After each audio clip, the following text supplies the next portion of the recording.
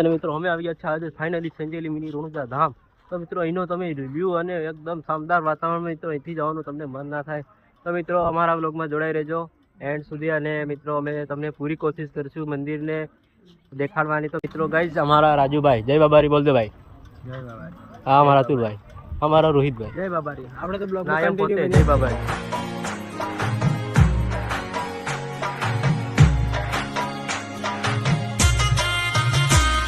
આપણા સંજેલીમાં દાહોદ જિલ્લામાં સંજેલી તાલુકામાં આવેલું આપણા રણુજા ધામમાં આવી ગયા છે. તો મિત્રો તમે જોઈ શકો છો મિત્રો કે પાછળ 9 માળનું જે મંદિર આવેલું છે. તો મિત્રો આ મંદિરની સ્થાપના 1968માં કરવામાં આવી છે. મિત્રો આ મંદિરની સ્થાપના ટૂંક મહારાજના હાથે કરવામાં આવી છે. તો મિત્રો ચાલો આપણે આગળ જોઈએ અને શું છે તે તમને આગળ બતાવવાનો મેં પૂરી કોશિશ કરીએ. તો મિત્રો ચાલો.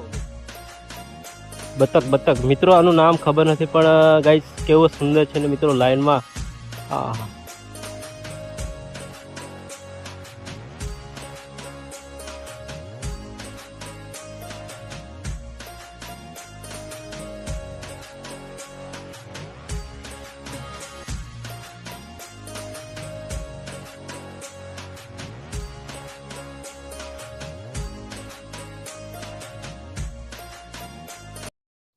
હેલો ગાઈસ, તો અમે ફાઇનલી આજે મિની રણુજા ધામ આવી ગયા છે. અને મિત્રો તમે જોઈ શકશો કે આપણા સંજેલીમાં જે 9 માળનું મંદિર આવેલું છે. તો મિત્રો પાછળ તમે જોઈ શકો છો. અને મિત્રો અમારે મિત્રો સાથે અમે આવ્યા છે. તો મિત્રો તમને અમારા મિત્રોની મુલાકાત કરાવું.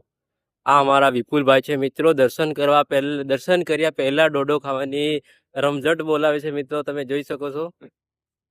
તો શું કહેવા માંગો છો તમે? ડોડા ખાયા ભૂખ લાગેલી. તો મિત્રો વિપુલભાઈ ને ત્યારે સવારમાંથી ભૂખા નીકળેલા હતા, એટલા માટે ભૂખ લાગી છે. દર્શન કર્યા પહેલા દેશી ખાતરનો ડોડો જવાની ચાલે છે ત્યારે. તો મિત્રો આપણે ફાઇનલી મંદિર ચડવાની શરૂઆત કરી દીધી. મિત્રો તમે જોઈ શકો છો કે આ મંદિરનું કેવું સાંજનું એવું વાતાવરણ દેખાય છે. અને મિત્રો અમારા રાજેશભાઈ તે ચડી રહ્યા છે આજે રામાપીરના દર્શન કરવા. મિત્રો તમે લાઈવ જોઈ શકો છો. તો રાજેશભાઈ જય રામાપીર. તો મિત્રો અમારા પાછળ ઘણા મિત્રો છે. અને મિત્રો તમે જોઈ શકો છો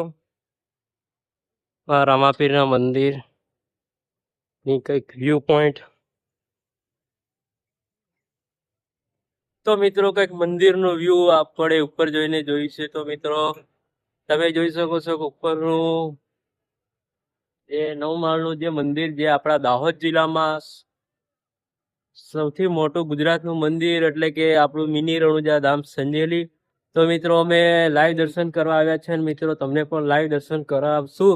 તો મિત્રો અમારા બ્લોગમાં બન્યા રહેજો. અને તમને સારો લાગે તો બ્લોગને સપોર્ટ કરો ભૂલતા નહીં.